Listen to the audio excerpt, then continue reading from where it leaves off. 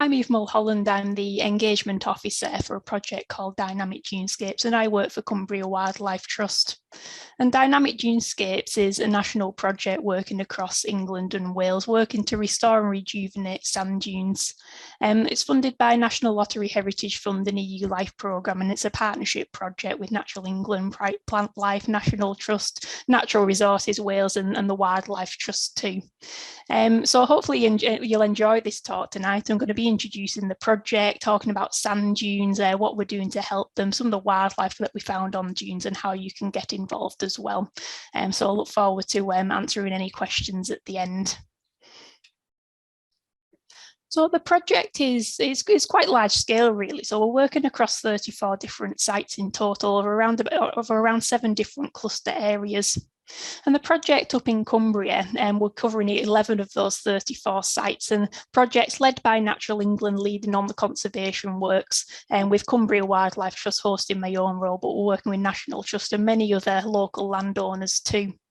And we're working all the way from the Solway coastline at Greenpoint and Mowbray Banks down to Drigg, Esmeals, Haverrig, around Barrow-in-Furness, so Roan Head, Sandscale Harves, North and South Walney Island. We're also working with Wyre at Fleetwood in Lancashire too. So really quite large scale project, and we're lucky to be working across so many different amazing diverse sites.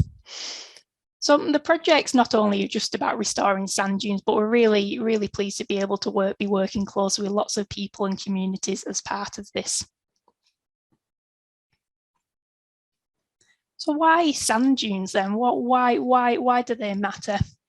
So sand dunes have actually been classified as one of the habitats most at risk in Europe for biodiversity loss. I'll come on to that in a second. But they're a home to so many different plants and animals that are very dependent on these sand dune environments, some of which are very rare, some of which are very threatened. But there's only about 20,000 hectares remaining across England and Wales. And since the 1900s, Wales itself has seen about a 60% reduction in the sand dune habitats. And between around about 1875 to 1975, same again with England, seeing around about a 50% reduction in these habitats overall. So 2020, they were classified as a priority habitat to help protect them and look after them.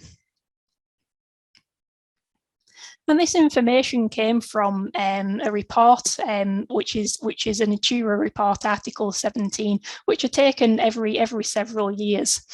And this shows the proportion of dune habitats, I suppose, which are in favourable condition. And out of all of the different types of habitats, dune habitats have the least amount of favourable condition habitat, which is in favourable condition, but probably the largest amount of unfavourable habitats as well.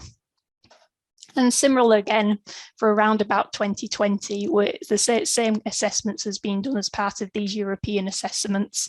We're seeing a really low number of positive assessments for dune habitats, and again quite a high percentage of bad assessments for dune habitats as well, meaning the habitats are not in good condition for the species that live there. So what's the problem then? So until recently, we've been managing our sand dunes by looking at stabilising them, reducing dynamism. But over time, over the last several decades, we've seen that sand dunes have become overgrown with scrub and vegetation. So fixed rank vegetation as that. And that's a problem because we're seeing reduced amounts of this bare, open and mobile sand, which is so important for so many different species. So the way in which we go about managing sand dunes now, and the expert advice on how we go about implementing this conservation techniques has now changed. So Dynamic Dunescapes is all about implementing these new conservation techniques to ensure there's some dynamism remaining within dune systems. So I'll explain that more in a bit detail now. So sand dunes, they begin their life, I suppose. Sand is a key ingredient for all dune habitats and all dune land forms, and they're very, very changeable environments, and they're at the forefront of climate change, storms on the coast. They're changing all of the time, but sand is a key ingredient, and we need the wind and the water to be able to push this sand up above the strand line to start to accumulate. And your pioneer species are your first species to grow there. And this might include marram grass, like we can see in the photo, sea holly, sea sandwort. And these pioneer species help to bind that sand together. And as more pioneer species grow, more sand develops, and the more sand develops, more pioneer species can start to colonize. So we've gone from these tiny little embryo piles of sand to more mobile dune systems containing all of these different specialist species with lots of open bare sand. But as we move into a dune system, we get lots of different types of habitats too. And this is a picture of a fixed dune system with some dune heath in there. So as these pioneer species grow and die down, more nutrients are input into the ground. So it means more lichens, more mosses, more wildflowers can start to grow here, as well as you might get patches of dune heathland too, where there's more acidity in the soil. And these fixed dune systems, because they're quite undulating, they form microhabitats as well, and microclimates as such. So really diverse areas, and within these you might find patches of bare sand too, and this might be caused by storms, it might be caused by rabbits burrowing, it might be caused by other elements of disturbance as well, which is all part of kickstarting those successional stages within a dune system, forming a mosaic of habitats. But you also get damper areas within dune systems too, and these are known as dune slacks. And these might form, say, for instance, if a storm came in and built up a big spit of shingle, which blocked off an area at sea level height. So this area can now hold water. Or you might find dune slacks within a dune system too, so older dune slack types, and these might be formed by wind, for instance, coming through when eroding away the sand, meaning that the dunes become much more closer to the water table or below the water table, so they're able to withhold moisture. And many of these pools are actually ephemeral, so they will dry out, and you get many different ages of these dune slacks as well, which hold different vegetation communities. So healthy sand dunes, they contain a variety of different habitats, which we've just very briefly looked at. But one of the biggest threats, as I mentioned earlier, is this overstabilization of sand dunes. So again, this scrub and rank and coarser vegetation coming into these sand dune systems, overtaking these areas of early successional stages and these pioneer species. There's open area of bare sand, which of course many dune species need to be able to thrive. So it's outcompeting these habitats and these species, affecting the biodiversity overall. And there's a range of different factors that come into dune stabilization that are causing these problems, just not one thing, I suppose. There's been lots of research showing that it's an accumulation of many different factors. So the loss of rabbit populations, for instance. So rabbits, of course, introduced thousands of years ago, but I suppose acted as natural graziers of our dune systems. And what they'll do is graze, keeping the scrub at bay, burrow, open up areas of bare sand. But since about the 1950s, myxomatosis was introduced. This is actually a man-made disease, which escalated into the rabbit populations, fluctuating the populations dramatically, really, causing huge population crashes. And since around about the 1990s, another disease, hemorrhagic disease, which we have a few variations of now, also largely affects the rabbit populations on the dunes. So today, recent studies have been done as part of this project. We're seeing numbers in the tens rather than what should be the hundreds or even thousands in some cases. Also got climate change. So over time, seeing changes in rainfall, temperatures, wind speed. So increased rainfall and increased temperatures, again, accelerates that scrub and vegetation growth. And with atmospheric nitrogen deposition on top of that, further inputting nutrients into the ground, again, that's helping that dune stabilization process.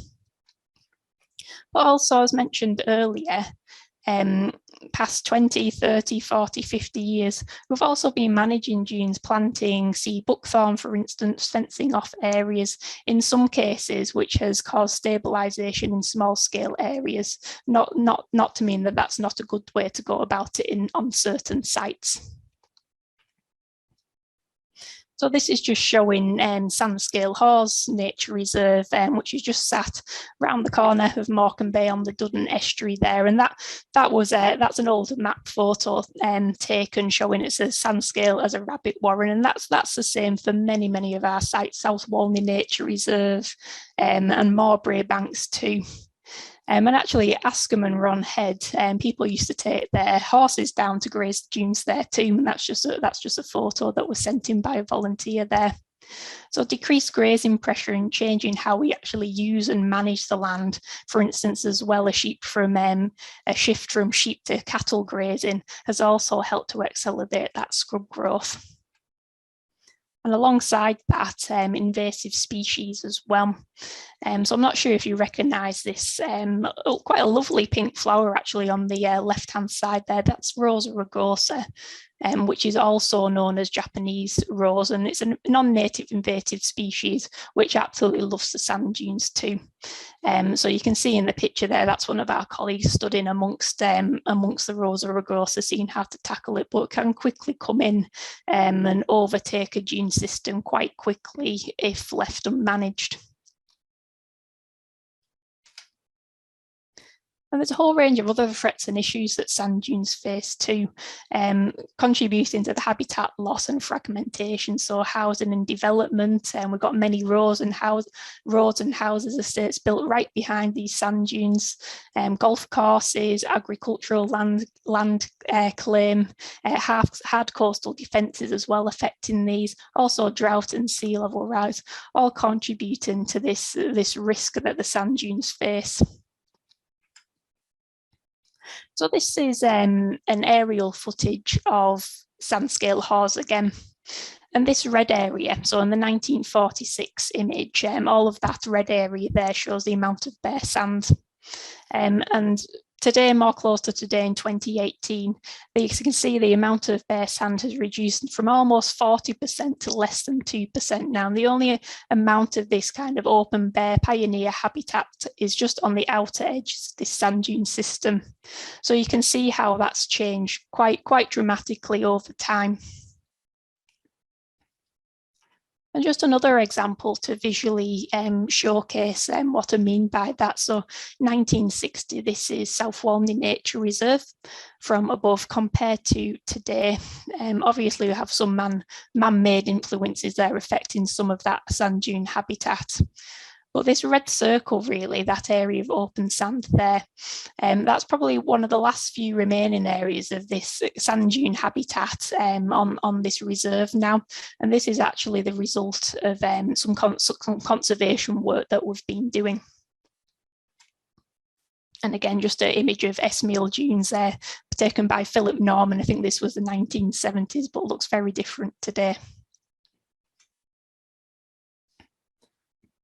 So why do sand dunes matter then? Why is this loss of habitat, this loss of open sand to scrub and vegetation a problem? Well, this open sandy habitat and these habitats that we find within sand dunes, they are home to so many different species. And I'm going to highlight a few of these in a second. But on one site, for instance, you can find over 600 different plant species. So it's such a diverse area, many of which are rare, many of which are protected, and these whole coastal areas which we're working on are classified within the SSSI. But they're not only important for flora and fauna, really. I mean, we use them too. They're important for our health and well-being, and we use them for recreation as well. And there's a whole host of history as part of the sand dune systems too. And most importantly, that are local wild species. So it's important for us to care for them, to enjoy them, and to look after them too, right on our doorstep.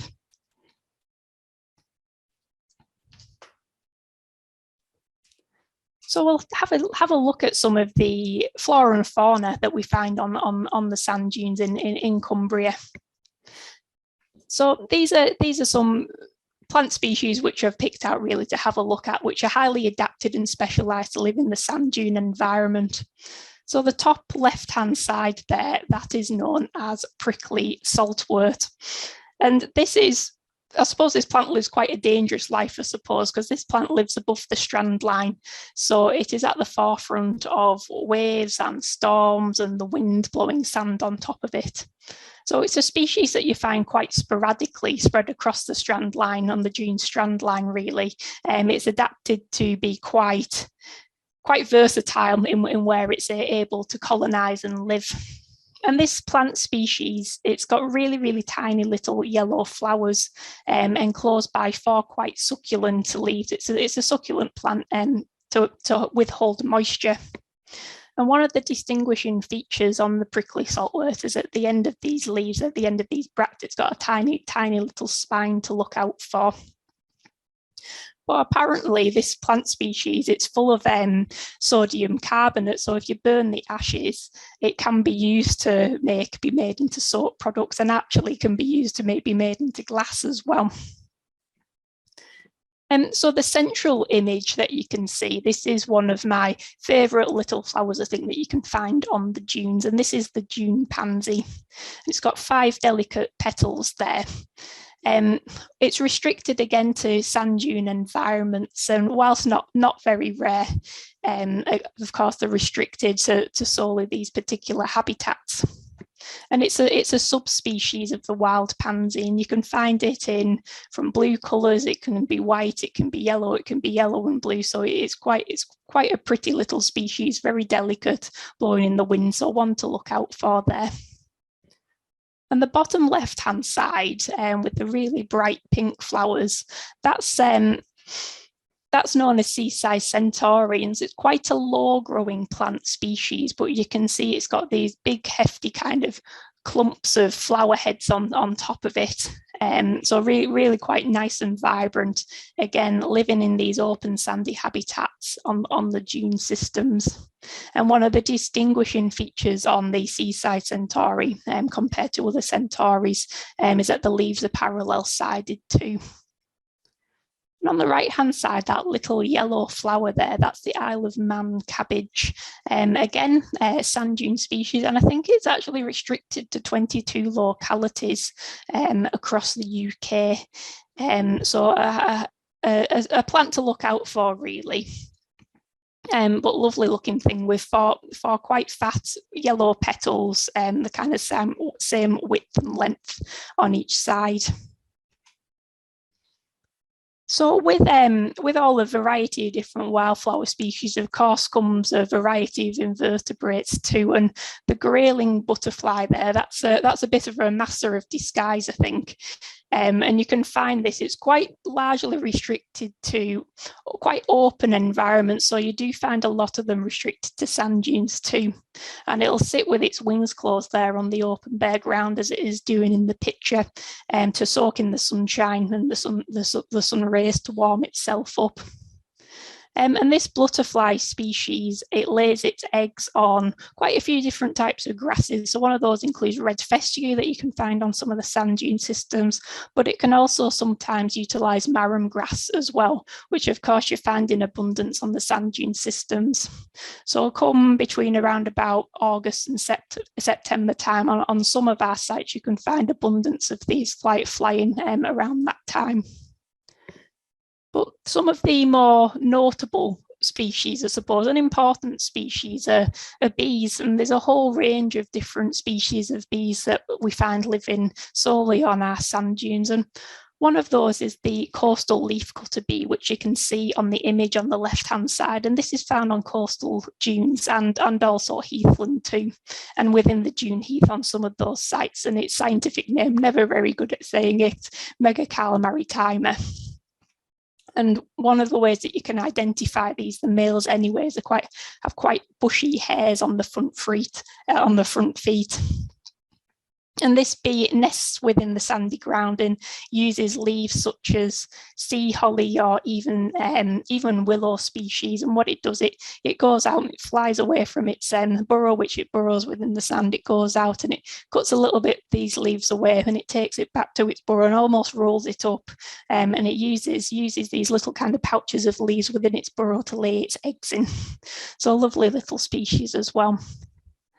And another more kind of notable species, where it's probably found in its most northern range as well, is the Colletes cunicularis, which is a spring mining bee. And this is the only bee which will fly during springtime.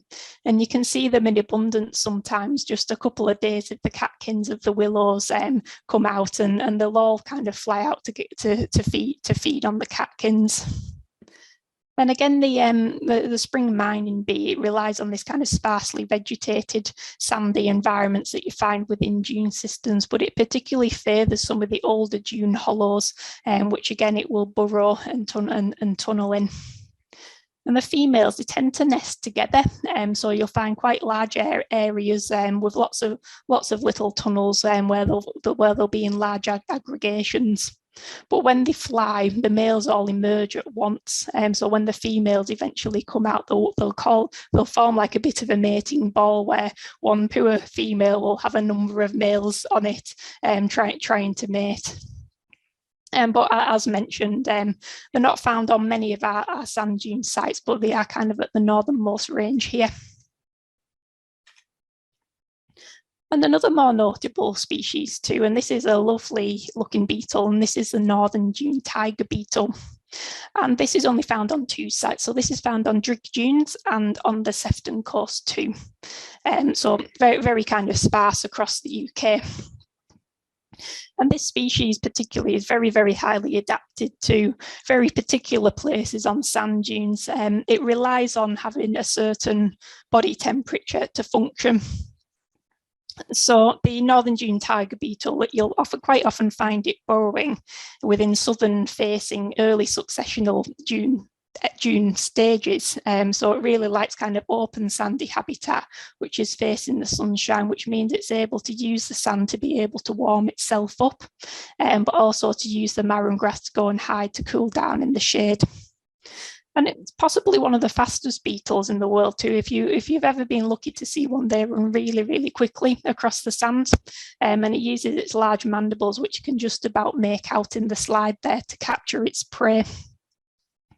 And they're quite clumsy flyers too, but they can catch prey in flight, but they take off. They're quite slow flyers, quite almost comical to watch in a way, but they are able to capture their prey through flight too. So this species, it lays its eggs in the sand as well, so very susceptible to any kind of disturbance.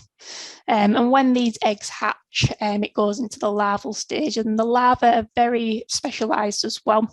And they look like little maggots with a flat head, and they use that flat head to excavate themselves a burrow. And on the back, they have 2 kind of little hooks, which they'll use to hook onto the side of their burrow and wait for any prey to fall in. And they'll spend 2 winters in the burrow and then emerge as an adult at the end. But a lovely little species to look out for, with these kind of purple and green sheen on its back. There is the dune tiger beetle as well, not the northern dune tiger beetle, and you can almost distinguish it just by the shape of these bars on its back. So with lots of insects, of course, come lots of bird species too. So we've got the skylarks and meadow pipits, stone chats, seagulls, terns, all sorts of different things. So the skylarks is probably one of my favourite, and it's getting to that time of year where, well, other than the storms this week, there's some sort of little bit of warmth in the air, and it's really nice to hear the skylark. So I'll just play its sound there. I'm sure lots of you recognise this one. Oh, just go back a slide there. So the skylark, it's a beautiful kind of little small brown bird, but it's actually, even though we see it quite often, it is actually a red listed species and it is in decline. During the 1990s, the numbers of this bird species almost halved, and I think this was related back to changing agricultural practices, because sometimes it kind of nests within the fields and it needs long grasses to be able to nest on the ground to hide from any predators. So loss of farming, stubbles, for instance, switch from hay to silage, have all kind of impacted the habitat which the skylark needs to be able to thrive. So they nest on the ground, and we do find them on across the sand dune species as well. So they'll nest on the ground. They're monogamous, and they'll have about 3 broods of chicks a year, and sometimes those broods can contain about 3 eggs. But they'll hide themselves on the ground amongst the grasses. So they need a variety of different grassland habitats to be able to form the nests as well, which they use from leaves and grasses, for instance, to help build. And the stone chat, the bottom left one there.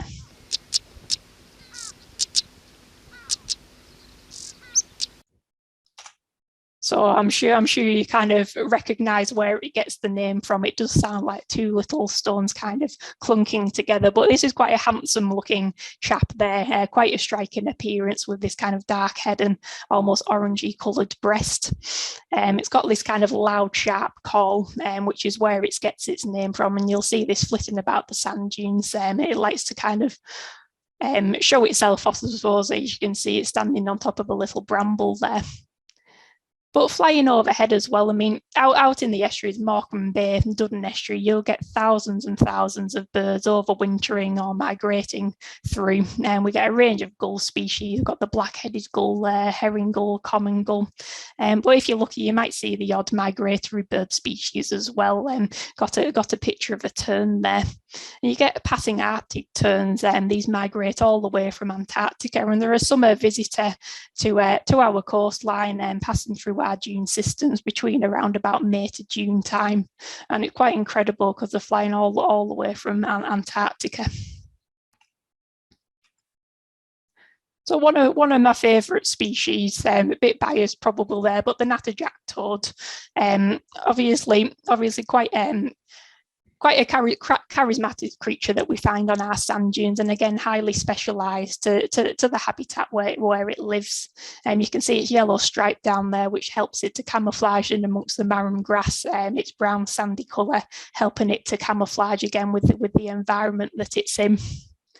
And the Natterjack Toad, so since around about the 1900s, 75% of the breeding sites of this species has been lost, and of those breeding sites remaining, 50% of those remain in Cumbria. So we're quite lucky to have a strong hold of the breeding areas and the populations of Natterjack toads up here. But they're very specific, and they need these ephemeral pools and dune slack environments to be able to thrive, and they've highly adapted to be able to lay their eggs in open sandy pools that are quite warm, and this helps the offspring to metamorphose really, really quickly, and this gives an advantage over competitors such as newts or common toads or common frogs, which take much longer to develop into froglets or toadlets. And this species, it's the only amphibian to actually burrow to hibernate. So it's got quite short legs in comparison to a frog, for instance, and even a toad.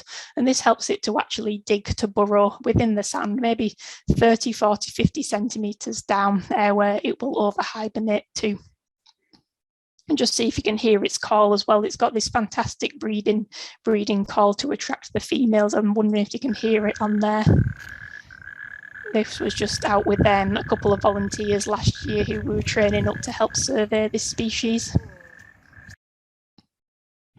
So alongside, really important invertebrate species, we've got a range of red listed and nationally scarce plant species too, excluding the roundleaf wintergreen, which is on the right-hand side there. But on the left is Dune helleborine, and this is quite a tall orchid. Bit unusual to look at. It's got all this mostly sickly yellow flower heads, but you'll find this growing out of the side of kind of dune slack environments. It has this relationship with the willow there. And again, in the bottom centre there, the yellow bird's nest species. Now, this is quite a transient species, and some years it can come up in quite large numbers. Sometimes it can be really kind of quite low numbers too. So it spends its time underground from around most of the year, really, and it appears July to September time. But it's non-photosynthetic and relies on a very particular fungi species, tricholoma fungi, to actually thrive. And just an image of the roundleaf wintergreen there, that's something that you can find in abundance across a few of our dunes. We're also lucky to have a really stronghold of coral root orchid around Morecambe Bay too. So there's an absolute whole range of different species there, and obviously I've just only touched on a few of them, but there's a whole range of works that we're doing to help not only these particular species which I've highlighted tonight, but all of the other hundreds of species that rely on these particular sand dune habitats to be able to thrive. So as mentioned earlier, Natural England are leading on kind of the sand dunes and the delivery of these conservation works, but I'll just run through a few examples of what we've been up to across Cumbria recently. Across the project in total, we're hoping to achieve 35% of the total sand dune systems in more favourable condition.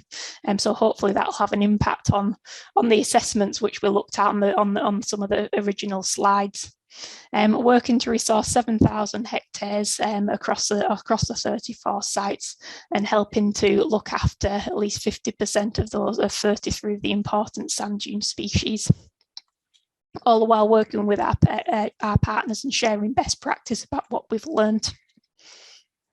So up on the Solway coast, and so this is an example up at Mowbray Banks Nature Reserve, and we've been working with Solway Coast AONB up there, and this is part of their overall management plan. So what they've been doing is actually creating some new pools for Natterjack toads, and they've been working closely with Amphibian and Reptile Conservation Trust to be able to do this too. And they built three new ponds using machinery on the dune environments there. And as you can see, opening up areas of bare sand around the banks of the dune systems, which you can just make out across there. So these are known as scrapes. And by exposing this bare sand, it provides a place for species to be able to burrow, for instance. So having gone out and surveyed the following season, this was completed winter 2020, went out the following springtime to do some Natterjack surveys, and it was really great to actually see them utilising these pools, breeding in there, and that being successful. What's also was great to see as well was rabbits actually coming back into the dune systems and using these open bare sand bankings to actually burrow. So worth a look out if you're ever kind of up there in that area. But we're also working across other sites as well, not only creating ponds, but also restoring them too. So scraping back some of that vegetation which is encroaching them and making them less favourable for certain invertebrates, amphibian species to be able to thrive. So another example of dune restoration. So this looks quite dramatic, and this is actually exposing areas of bare sand. So scraping back that nutrient-rich top layer to expose that bare sand underneath, to help kickstart those earlier successional stages and recreate habitat, which is essentially which we've seen lost over time. So while this looks dramatic, I'm going to flick on to South Walney Nature Reserve, where we've been doing this for a number of years there. So you can see in 2015, a large area of the reserve was covered in bracken, covered in nettles and ragwort. This was a bit of a unique case, I suppose, because over time we've had thousands of gulls nesting here, which have naturally declined over time. And of course, with all of the gulls comes a lot of guano too. So I suppose this has emphasised that nutrient-rich layer, which has caused the sand dune systems to then form into these brackeny habitats. But over time, we've done a series of dune restoration work. So 2016, this is where we started, to 2020, where we are now, which is now reclassified as a sand dune system. And speaking to the reserve warden, we've had birds coming back to nest in these areas and seen around about a 50% increase in the flora diversity there too. Now, this conservation grazing, so this is something that's been taking place across Cumbria as well. So Natural England have been working with farmers, for instance, to encourage cattle to graze different areas of sites. We've also worked to reintroduce cattle on a site as well at Morecambe Banks Nature Reserve. And the benefit of the cattle is that they not only to help keep that scrub at bay, but to also keep that dune grassland in healthy condition, really, to keep the grass swards low in cases, to help the wildflowers flourish, and to provide that variety of habitats for the ground nesting birds to be able to nest, to keep the grass sward low for the natterjacks to be able to run across to capture the prey, for instance. So they are our long-term conservation volunteers, I suppose, working on the dunes to be able to help that dune system to thrive. And I suppose in a way, by having the cattle on site as well, they also cause a little bit of disturbance, which is similar to what rabbits as well do, I suppose, actually opening up some small areas of bare sand as well, and creating that mosaic of habitat needed. And invasive species removal too. So this is an example working with Natural England at Haverig, just above the Duddon estuary. So 2019. So there's a few different methods of removal for Rosa rugosa. Some of it can be to pull it out by hand and to burn it on site. Some of it can be to cut it by its stem and to apply herbicide, which we obviously don't like to use, but by cutting the stem and applying that herbicide directly to the stem, it reduces the impact to other species in the area. So 2019, you can see the Rosa rugosa, the yellow bits which have been treated, to 2021, where it's almost been eliminated now off that site with some follow-up work. So some of the things that I've been doing then, just to finish off, as part of the projects, we've been working with all sorts of different people. So we've been working with school groups, getting them out and about, and we've been running the John Muir Award and helping schools through this on the dunes. And we've also been working with communities and families too, running different events and activities for people to be able to enjoy, learn about and look after these places. We've also been doing a series of walks and talks, other community arts events, certain events with dog walkers too, especially around the work that we've been doing by introducing the cattle, to ensure that if anybody has any questions, we're able to have those discussions with them from early on. And also volunteering too. Now, many of our partners have regular volunteer opportunities. So Natural England, for instance, they've been going out to North Walney Nature Reserve now throughout the winter months, every single week for about 8 years. And the difference that it's made to this site is absolutely phenomenal. It's really amazing what these volunteers have done. National Trust as well, they run weekly volunteer activities on Thursdays at Sandscale Halls Nature Reserve, doing a range of practical conservation, site maintenance, species monitoring, for instance. And of course, we also have been running our own activities through Dynamic Dunescapes. And one of those has been a citizen science scheme. So part of implementing all of these conservation techniques across sites, we've set up a long-term monitoring scheme as part of this to really understand how these dunes are changing over time, the effects that the conservation management is having on the dunes, whether it's a good or bad thing, to help inform future decisions for sand dune management, essentially, to see how particular species are doing on site. So we'll be looking to train volunteers, new and returning volunteers again this spring and summertime, to get involved as part of this long-term scheme. So I'll just finish off there. I'm not sure what time we're on. I think we've kind of come to the end of the time. I did have some videos to share, but I'm not sure if we've got a chance to do those. But just to finish off, really, we've got loads of things coming up. So during May time, we're doing all sorts of nighttime Natterjack walks, which you can come and get involved in and help to survey. As mentioned, we've got the citizen science scheme coming up. So we'll be offering training with the botanist and to get involved in the scheme during April time, and then following up with that in June time as well.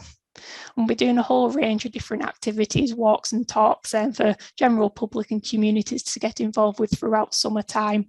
And we're focusing a lot of that around the Barrowborough area, but if you're a bit further down south, we'll be doing a series of things at Fleetwood as well this year too.